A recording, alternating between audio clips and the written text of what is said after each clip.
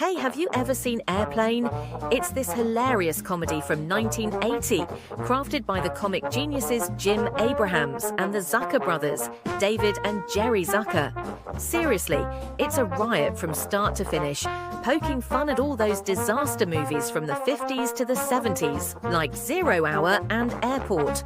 So, the story's about this guy, Ted Stryker, played by Robert Hayes. He's a former fighter pilot, but now he's got a major fear of flying. Wild, right? Well, he hops on a commercial flight in a desperate bid to win back his ex, Elaine Dickinson, who's a flight attendant on that flight, played by Julie Haggerty. Just when you think it couldn't get more complicated, the entire flight crew gets knocked out by food poisoning. Yep, it's all up to Ted to conquer his fears, land the plane, and get the girl, with a little push from the zany Dr. Rumack, a role that Leslie Nielsen totally nails. The magic of Airplane is in its goofball humour. Think sight gags, witty wordplay, and slapstick antics. And Leslie Nielsen, his deadpan delivery amidst the chaos is just perfect. Remember the line, "Surely you can't be serious?" Classic. Plus, the bits in the air traffic control room with Lloyd Bridges are just gold. Fun fact, the creators were actually advised to cast comedians, but went for serious actors like Lloyd Bridges, Robert Stack, and Peter Graves instead. The idea was that it'd be funnier to see these dramatic pros in such absurd scenarios, rather than going for typical comedians. Turns out they were totally right. It worked like a charm. Airplane was a smash hit, loved by critics and audiences alike, and it's still a comedy legend today. It set the bar for all the funny flicks that have come after. So if you're up for a good laugh, make sure you check it out. Airplane was released July 2nd, 1980. The film holds a 97% positive critics rating on Rotten Tomatoes and a 7.7 out of 10 rating on IMDb. Hey movie buffs, have you caught The Seawolves yet? It's a cool war flick from 1980 directed by the talented Andrew V. McLaglen. We're diving into a true World War II story about a bunch of retired British servicemen who pull off a secret mission in Goa. Yup, under the noses of the Nazis. It's all about the Calcutta Light Horse, a group of geezers over the hill, ex-soldiers turned businessmen in India when British intelligence comes knocking. Their mission? Sneak into neutral Goa and put the kibosh on some Nazi radio ships that have been eavesdropping on Allied convoys. Despite being a bit rusty and not exactly in fighting shape, these old soldiers totally step up. The tension cranks up as they dodge one hurdle after another, keeping their cool under pressure without letting anyone catch on to their secret mission. The cast is iconic. Gregory Peck rocks as Colonel Lewis Pugh, the big boss man leading this daredevil raid. Roger Moore brings his charm as Captain Gavin Stewart, the savvy MI6 agent. David Niven plays Colonel W.H. Grice, another crucial piece of the puzzle. Trevor Howard and Patrick McNee also jump in, making this cast seriously stacked. Critics were split, with some digging the performances of Peck, Moore and Niven, while others wanted more fast-paced action. Still, it's become a bit of a classic, especially if you're into war movies with a bit of nostalgia. Fun fact, the whole plot was top secret for decades. The real Operation Creek stayed under wraps until the 70s, when James Leeser spilled the beans with his book Boarding Party. Plus, the real heroes, the Calcutta Light Horse, were these amazing older gents who had already served in World War I. Their bravery went unrecognised for most of their lives due to the hush-hush nature of their mission. The Seawolves was the third movie that director Andrew V. McLaglen and Roger Moore made together in just 2 years. It was preceded by The Wild Geese in 1979 and Focus or North Sea Hijack earlier in 1980. A video already on this channel covered Folks. The Seawolves was released on July 2nd, 1980. The film has no critics score on Rotten Tomatoes, but users on IMDb kinda like it. The film holds a 6.3 out of 10 rating on IMDb. The Blue Lagoon is a 1980 adaptation of the novel The Blue Lagoon by author Henry de Vere Stackpoole. The film stars Brooke Shields and Christopher Atkins as the story of two children who survive a shipwreck and grow up together on a deserted island. The film was directed by Randall Kleiser from a screen adaptation by Douglas Day Stewart. The plot follows two kids who survive a shipwreck and find themselves marooned on a beautiful island somewhere in the Pacific Ocean. Under the tutelage of a fellow castaway, Paddy Button, played by Leo McKern, the two learn the basics of survival. When Paddy dies, however, the now adolescent Emmeline, Brooke Shields, and Richard, Christopher Atkins, are on their own to discover sex, love and loneliness in a tropical paradise. Despite often scathing reviews from critics, The Blue Lagoon became one of the surprise hits of the summer of 1980. Audiences flocked to the film after rumours spread that the then 14-year-old Brooke Shields, just 3 years removed from appearing nude in the movie Pretty Baby, was once again appearing nude on screen. This was not true. Stunt performer Kathy Trout doubled for Shields in the nude swimming scenes. The nudity of The Blue Lagoon earned the film an R rating, which upset director Randall Kleiser, who claimed that the sex in his previous hit movie, Grease, was sleazier than the sexual elements of The Blue Lagoon. Despite receiving a great deal of negative reviews, including the legendary Gene Siskel and Roger Ebert calling it one of the worst movies of 1980, The Blue Lagoon was a major hit. With a budget of $4.5 million, The Blue Lagoon grossed nearly $60 million at the box office and finished among the top 10 highest-grossing movies of 1980. And The Blue Lagoon was nominated for an Academy Award. Cinematographer Nestor Almendros earned an Academy Award nomination for his work in capturing the gorgeous paradise setting of The Blue Lagoon. The Blue Lagoon was released on July 5, 1980. The film holds a 14% rating on Rotten Tomatoes and a 5.8 out of 10 rating on IMDb. Attention all movie buffs. Ever felt like your wallet is on a diet and just keeps losing weight? Get ready to laugh your financial woes away with the 1980 comedy classic, How to Beat the High Cost of Living. Directed by Robert Shearer and starring the spectacular trio Jane Curtin, Susan St. James and Jessica Lange, this film is a hilarious roller coaster that perfectly marries humour with the all-too-real struggle of making ends meet. Set in Oregon, our three heroines are up to their necks in financial quicksand. Jane, played by Jane Curtin, is a newly single mom navigating the treacherous waters of divorce and child-rearing. Susan St. James's character, Elaine, is dealing with a husband who traded her in for a newer model, Ouch. And Jessica Lange's Louise is a mom-to-be with a tumbling business. Talk about life handing you lemons. In a twist that screams, desperate times call for desperate measures, these ladies hatch a plan wilder than your last-minute holiday shopping. Their master plan? Robbing a giant money-filled ball at a glass-domed shopping mall during a promotional event. Yes, you heard it right, a Moneyball heist. It's Ocean's 11 meets Suburban Housewives, and it's as bonkers as it sounds. If you're wondering about the title, the phrase "how to beat the high cost of living" was a common phrase for the economic recession of the late 1970s. Financial writer Sylvia Porter popularized the phrase as the subtitle of one of her many best-selling financial advice books. Producer and screenwriter Robert Kaufman, who also wrote and produced the 1980 movie Nothing Personal, already featured on this channel, believed so much in the potential of How to Beat the High Cost of Living that he signed his 3 stars for a sequel to be called The High Cost of Love.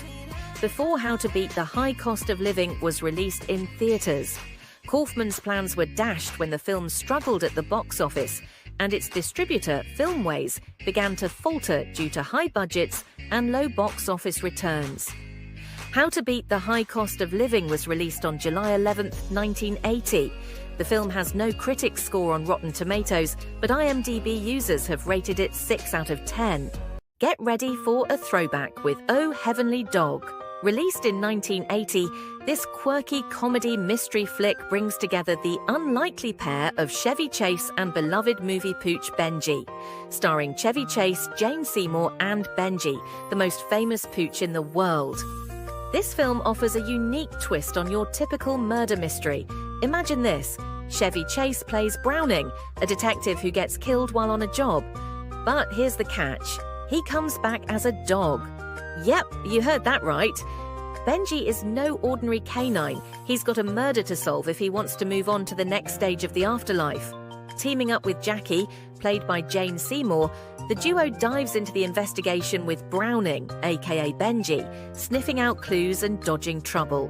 When Oh Heavenly Dog arrived in theatres, it was accompanied on television by a 30-minute, behind-the-scenes special called Benji at Work.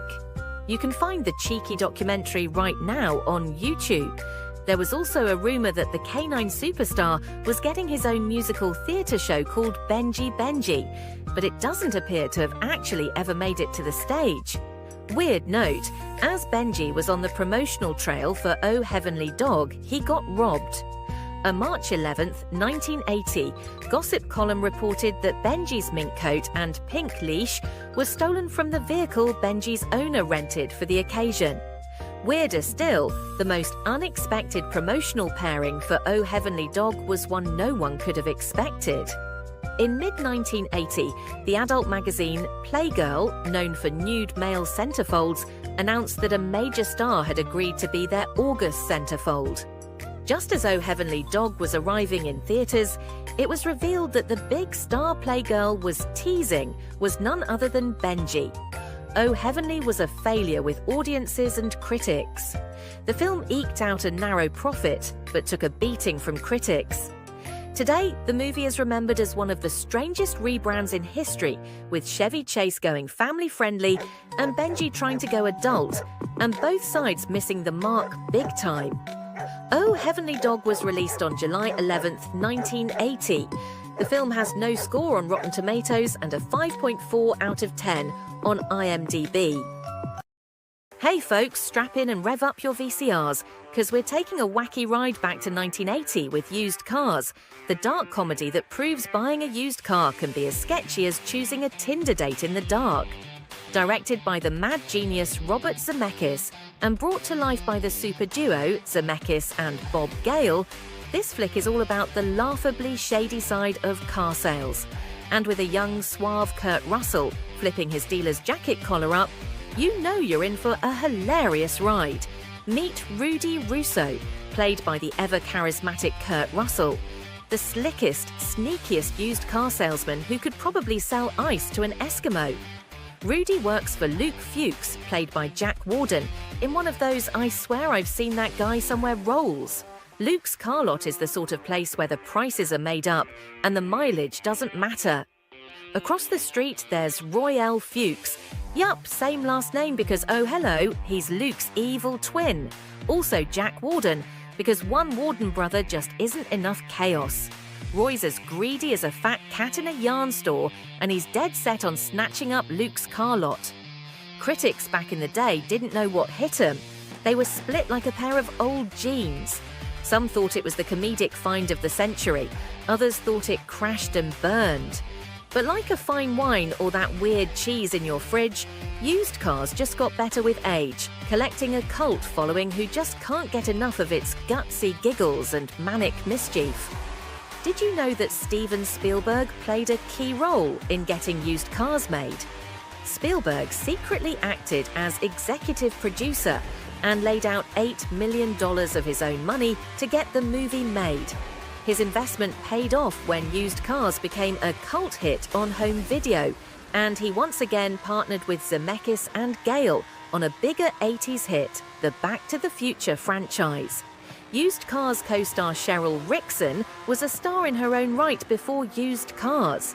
When she was chosen for the movie, Dixon was the Penthouse magazine Pet of the Year.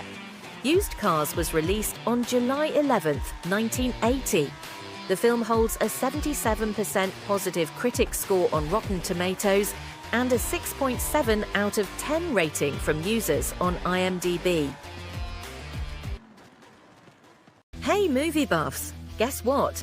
If you haven't seen The Big Red One yet, you're missing out on a real gem from 1980, directed by the legendary Samuel Fuller. This isn't just any war movie. It's based on Fuller's own gritty experiences as a soldier in World War II. The film gets its name from the US Army's 1st Infantry Division, famously known as the Big Red One, because of their striking red 1 on their uniforms. So what's the scoop? The story zooms in on a squad of American soldiers, led by the tough-as-nails sergeant, played by Lee Marvin. Tagging along are a bunch of younger, greener soldiers, including Mark Hamill and Robert Carradine, as they dodge bullets and survive the hellish landscapes of major World War II campaigns. From the deserts of North Africa to the Nazi camps in Europe, these guys see it all. The cool thing about this movie? It feels like you're flipping through a soldier's personal wartime scrapbook. Expect intense action from the Sicily invasion to the D-Day landings and the dramatic liberation of the Falkenau concentration camp. It's all about the struggles, the brotherhood, and the hefty price of survival in war. Little known fact, Samuel Fuller was dead serious about making a war movie that would make you think twice about fighting. He first scribbled down the script in the 50s, but had to wait decades to bring his raw vision to the big screen. Oh, and did we mention he almost cast John Wayne as the sergeant? Yeah, but they didn't see eye to eye on how the war should be portrayed, so in stepped Lee Marvin, a real World War II vet, giving an unforgettable edge to his character. Despite a tight budget and some initial boos at the Cannes Film Festival, critics ended up loving The Big Red One. There was some fuss about the movie being too chopped up when it first came out, but don't worry, the 2004 reconstruction version added 40 minutes back in, making it a whole lot richer. Whether or not you're a war movie fanatic, this flick is a must-watch for its honest portrayal of the chaos and connection found in the thick of battle. And if you're into film history, know that Fuller's bold, no-frills approach to storytelling has won the hearts of many iconic filmmakers, including Quentin Tarantino and Martin Scorsese. So why not give The Big Red One a watch tonight? Dive deep into the mess and heroism of war through the eyes of someone who lived it. Hey there, movie buffs! Let me take a minute to talk about a classic that'll have you rolling on the floor, Cheech and Chong's next movie from 1980. This flick is the hilarious sequel to their first film, Up in Smoke, though it spins its own crazy tales. Here's the lowdown. The film captures a day in the life of Cheech and Chong as they stumble through one wild scenario after another, right in the heart of Los Angeles. Cheech is juggling his job at a Hollywood studio and dealing with his zany cousin, Red, also played by Cheech, who just popped into town. Meanwhile, Chong is off on his own, getting into all sorts of shenanigans, often surrounded by a haze of smoke and a bunch of oddball characters. Imagine a mix of slapstick, surreal moments, and that classic stoner comedy vibe as our duo encounters everything from UFOs to stand-up comedy gigs. It's just a series of hilarious events strung together by their misadventures. The cast? We've got Cheech Marine doing double duty as both Cheech and his cousin Red, Tommy Chong bringing his usual charm as Chong, and Evelyn Guerrero playing Donna, Cheech's girlfriend. Now, if you're into jokes that poke fun at just about everything, especially all that uptight establishment stuff from back in the day, you're in the right place. Critics have had mixed feelings. Some thought it was the funniest thing ever, while others, didn't quite get the joke. Legendary film critic Roger Ebert called the film dopey. Another critic called it drugged nonsense, while one more diplomatic critic simply stated, "It's not for everyone." The film hit the theatres back on July 18, 1980, and if rumours are right, it did even better than Up in Smoke, which already raked in over $100 million. Not too shabby, right? So if laid-back, laugh-out-loud humour is your thing, and you fancy a bit of a flashback to an era of counterculture comedy, Cheech and Chong's next movie is totally worth checking out. Grab some popcorn and get ready to laugh. Hey Hey there, film buffs! Let's talk about the 1980 movie Honeysuckle Rose, directed by Jerry Schatzberg. This musical drama features Willie Nelson in his first starring role, alongside stars like Dyan Cannon, Amy Irving, and Slim Pickens. Imagine hitting the road with a mix of country tunes and a roller coaster ride of emotions, all wrapped up in the ups and downs of love, family, and the hard choices that come with a music career. Here's the scoop on the plot. The film revolves around Buck Bonham, Willie Nelson, a seasoned country singer who's trying hard to juggle his passion for music with his duties to his wife, Viv, Dyan Cannon, and their kid. As Buck tours a lot, his marriage starts feeling the strain. Things get even trickier when he grows close to his band's new singer, Lily Ramsey, Amy Irving. And what starts as a professional bond turns into a romantic entanglement. It's all about Buck wrestling with his love for music, his family commitments, and the fallout from his romantic decisions. Honeysuckle Rose is famous for its killer country music soundtrack, starring tracks belted out by Willie Nelson himself.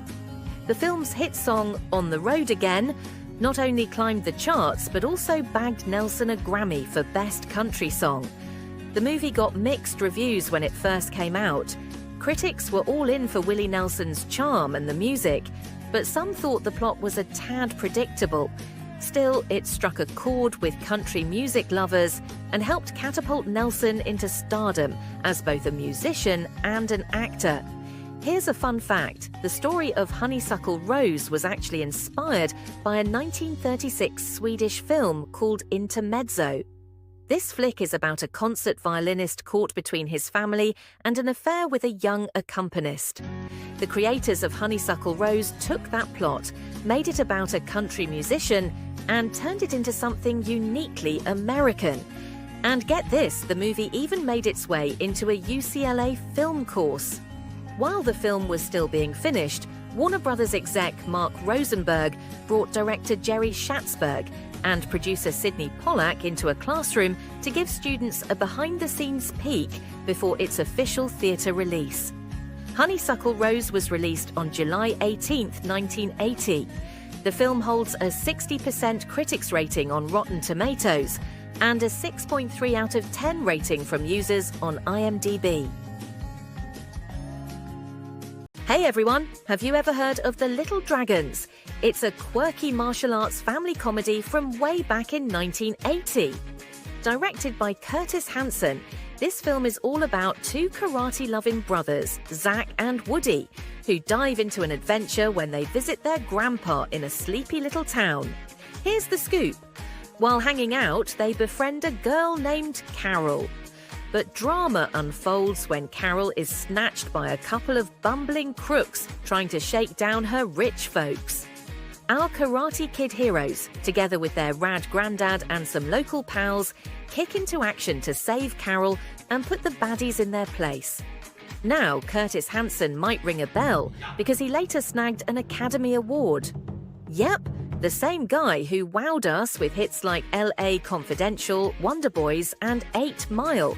But before all that, he gave us The Little Dragons. And guess what? It even bagged a trophy from the Academy of Family Film and Television in 1981. But here's a little gossip.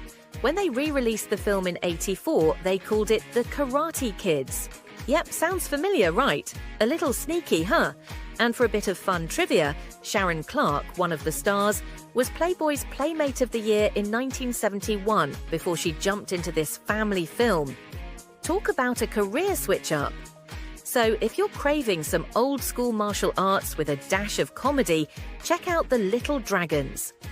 Released on July 18, 1980, it's sitting on IMDb with a score of 4.2 out of 10. Not the best, but hey, it's got its charms. Hey, movie buffs! Let's dive into the classic slasher scene with Prom Night, a 1980 gem directed by Paul Lynch and starring the iconic Jamie Lee Curtis alongside Leslie Nielsen. If you're a fan of the slasher boom that took off in the late 70s and early 80s, you've got to check this one out. So here's the scoop. Picture it. A high school prom turns into a night of terror. Years ago, a young girl, Robin Hammond, dies tragically due to a cruel prank gone wrong. Her peers, scared and guilty, vow never to speak of it again. Fast forward to prom night, and let's just say someone's out for revenge. Those involved in the past start dropping like flies, hunted by a creepy masked killer. Why should you watch? First off, Jamie Lee Curtis is phenomenal as Kim Hammond, the big sister to the unfortunate Robin. Curtis, fresh from her Scream Queen stint in Halloween, totally nails it. And then there's Leslie Nielsen, who brings a serious vibe to his role as Mr. Hammond, a stark contrast to his later comedic roles. The film's packed with all those delicious slasher tropes: revenge, mysterious masked villain, and that quintessential high school drama. Oh, and let's not forget about the infamous disco dance scene. Yup, Jamie Lee Curtis boogied down in a sequence choreographed right there on the set, capturing that disco fever vibe perfectly, thanks to some impromptu moves. While it didn't exactly dazzle critics back in the day, Prom Night did all right at the box office and even gathered a cult following. It's now seen as a staple of early slasher cinema, especially with that killer soundtrack pulsing with disco beats.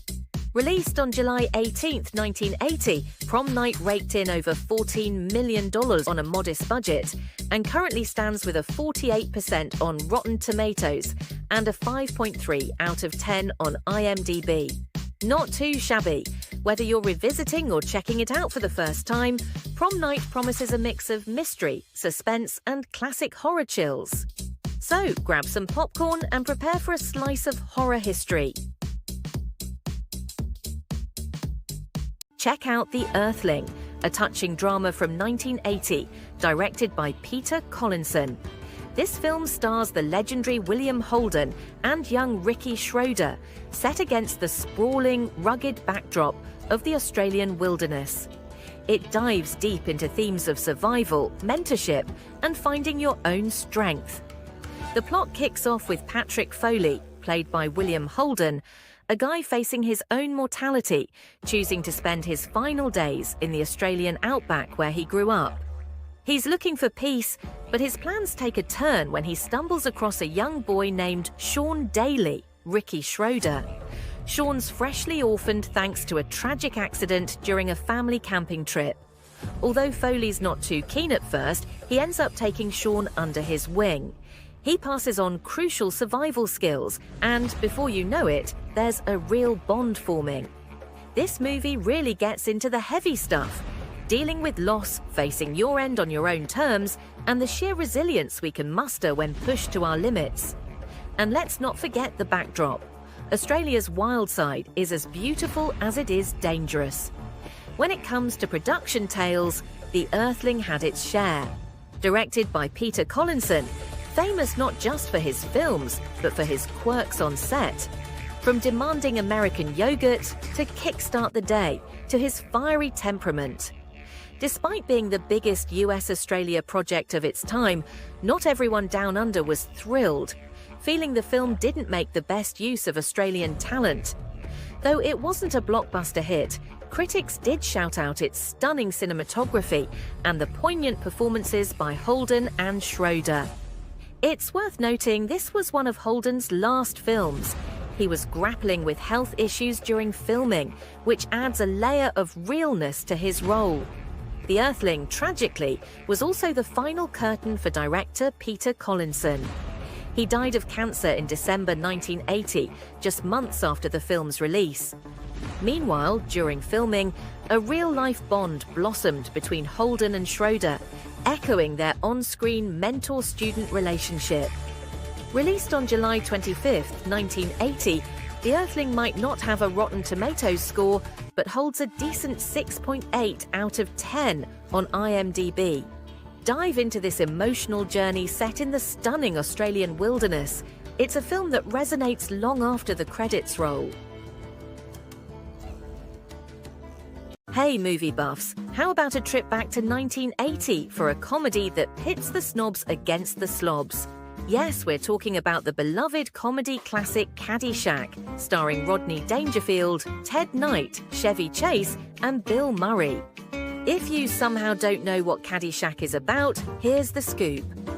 Caddy Danny Noonan, played by Michael O'Keefe, is eager to get in with the elites at Bushwood Country Club. He needs a scholarship to get to college, and Judge Smalls, played by Ted Knight, is the man who can help him. But Judge Smalls has his own problems. His beloved country club is being invaded by an outsider, a newly rich and quite vulgar newcomer named Al Zervik, played by Rodney Dangerfield. As their rivalry grows, it's all building to a golf course showdown, with Danny caught between Judge Smalls and his new mentor, the ever-suave ladies' man, Ty Webb, played by Chevy Chase. Meanwhile, the club's head groundskeeper, Carl Spackler, played by Bill Murray, is locked in a struggle with a troublesome gopher. Fun fact, the beloved dancing gopher was not in the original script. Instead, the anthropomorphic was a suggest from producer John Peters, who felt the movie could use a broad comedy subplot. This also changed the nature of the Carl Spackler character, who originally had no lines and was intended to be silent like Harpo Marx. Once the gopher came into play and Bill Murray joined the cast, a beloved comedy character was born. Caddyshack was not beloved by critics in 1980. Many critics decried the film's juvenile humour. That said, newspaper headlines did love making many golf puns to accompany those negative reviews. Caddyshack was going to be released in August of 1980, but with big movies bombing at the box office and the 1980 Summer Olympics boycott leaving a fresh audience available to head to the movie theatre, Caddyshack was moved up to take advantage. The plan worked, as Caddyshack would go on to gross nearly $40 million on a $6 million budget. Though known for feuding on the set of Saturday Night Live, it seems Bill Murray and Chevy Chase got along swimmingly on the set of Caddyshack, with the pair playing pranks and generally squashing any rumours of a beef between them. Their brief scenes together in Caddyshack are genuine highlights of an already terrifically funny film. And that soundtrack, who can forget Kenny Loggins' contributions to Caddyshack, especially his huge hit I'm Alright, which made more than just Mr. Gopher dance. Caddyshack was released on July 25, 1980. The film holds a 72% critics score on Rotten Tomatoes and a 7.2 out of 10 rating on IMDb. Hey, thriller fans! If you've got a thing for edge-of-your-seat suspense and stylish cinema, you've got to check out Dressed to Kill. Directed by the one and only Brian De Palma, this film is a wild ride from start to finish. Let's dive into what makes it so captivating. What's it all about? Imagine this. Kate Miller, played by Angie Dickinson, is a housewife stuck in a dull marriage. Desperate for some excitement, she sees Dr. Robert Elliott, a psychiatrist played by Michael Caine. Things take a wild turn when, after a risky fling, Kate is mysteriously murdered in an elevator. The only witness? Liz Blake, a savvy call girl played by Nancy Allen. Liz isn't just going to sit back. She teams up with Kate's son Peter, played by Keith Gordon, to track down the killer. As they dig deeper, Dr. Elliott becomes a key figure in this puzzle. The tension skyrockets, leading to a jaw-dropping twist that left 1980 audiences gobsmacked. Dressed to Kill hit all of the hot buttons of 1980. The movie doesn't shy away from touchy subjects like sexual fantasies and gender identity, making it bold for its time. Though, heads up, its take on transgender issues has sparked some serious debates. And let's talk about the look of this film. It's pure De Palma. Expect some killer split-screen action and watch out for that incredible, seemingly unbroken take in the art gallery. That's cinema, baby. When Dressed to Kill hit the screens, it stirred up plenty of chit-chat. Critics couldn't get enough of its slick style and intense mood. Michael Caine and Nancy Allen, absolutely on point. But yeah, it ruffled some feathers too. The movie didn't hold back on the sex or violence, and some folks tagged it as misogynistic. Despite the controversies, or perhaps because of the controversies, Dressed to Kill made a killing at the box office, earning $31.9 million on a $6.5 million budget. Dressed to Kill was released on July 25, 1980. The film holds an 83% critics score on Rotten Tomatoes and a 7.1 out of 10 rating from users on IMDb. Ever feel like tossing your sensible shoes for a pair of rollerblades, or swapping that minivan for a monster truck? Welcome to the world of Middle-Age Crazy, the 1980 flick where a mild-mannered businessman named Bobby Lee Burnett, played by the ever-zany Bruce Dern, decides that sensible is just another word for snorefest. Bobby Lee's life hits a textbook midlife crisis. So textbook he could be the cover model for Midlife Meltdowns Monthly. He shoves his predictability out of the window, gets behind the wheel of a shiny new sports car, and starts dating a woman so young she thinks the Beatles are just insects in her grandma's garden. Meanwhile, poor Sue Ann Burnett, played by the ever-sultry Anne-Margaret, tries to strap herself in for the wild ride as Bobby spirals from business meetings to young sweethearts faster than you can say identity crisis. Let's not forget the cherry on top, the title song Middle-Age Crazy by Jerry Lee Lewis, a tune so catchy even your grandma might toss her knitting aside and grab dancing shoes. The film might not have been the darling of the critics, but it struck a chord, proving you're never too old to embarrass yourself. And hey, isn't that what life's all about? For those who dig a dash of nostalgia with a sprinkle of existential dread, this little gem is a hilarious reminder that the road to self-discovery can be as bumpy as it is ludicrous. Remember, you're only young once, but you can be immature forever. Fun fact, folks, the promotional antics for this film were almost as off the wall as Bobby Lee's life choices. Imagine receiving a gift basket with a Matchbox car, a lingerie catalogue, and yes, edible panties, all in the name of movie marketing. Talk about a crisis. Middle-Age Crazy was released on July 25, 1980. The film has no score on Rotten Tomatoes and a 5.5 out of 10 on IMDb. Hey sci-fi buffs, have you ever caught the 1980 flick Hangar 18, directed by James L. Conway and thrown together by Sun Classic Pictures? This film dives deep into the world of UFOs and top-secret government shenanigans. It's all about that old conspiracy theory vibe, mixing a bit of sci-fi with a thriller twist. So, picture this. Astronaut Steve Bancroft, played by Gary Collins, and Lou Price, James Hampton, are chilling in their space shuttle when, bam, they smack right into a UFO. This thing crash lands in the Arizona desert, and of course the US government swoops in, grabs the wreckage, and tucks it away in the uber-secret Hangar 18. But the plot thickens. Our astronaut heroes get tangled up in a massive cover-up. The government's scared stiff about letting slip that aliens might be real. Hangar 18 is a wild ride into themes like shady government doings, not trusting the man, and yes, aliens. It's got that Cold War edge with a dash of conspiracy culture as well. Okay, so the critics were kinda split. Some couldn't get past the low-budget effects and the rudimentary directing. Sun Classic Pictures, the producers behind Hangar 18, had a reputation for using a computer to find movie topics that might be popular with audiences and then commissioning screenplays based on the computer prompts. Hangar 18 was shot in Big Spring, Texas, at an old Air Force base, perfect for that secretive vibe. It was made on a budget of $3.5 million and managed to rake in around $11 million. Not too shabby. Even though Hangar 18 wasn't a blockbuster, it's had its impact. It stirred up other sci-fi tales and shows, keeping the UFO secrecy drama alive. Released back on July 25, 1980, it's hanging on with a 40% rating on Rotten Tomatoes and a 5.3 on IMDb.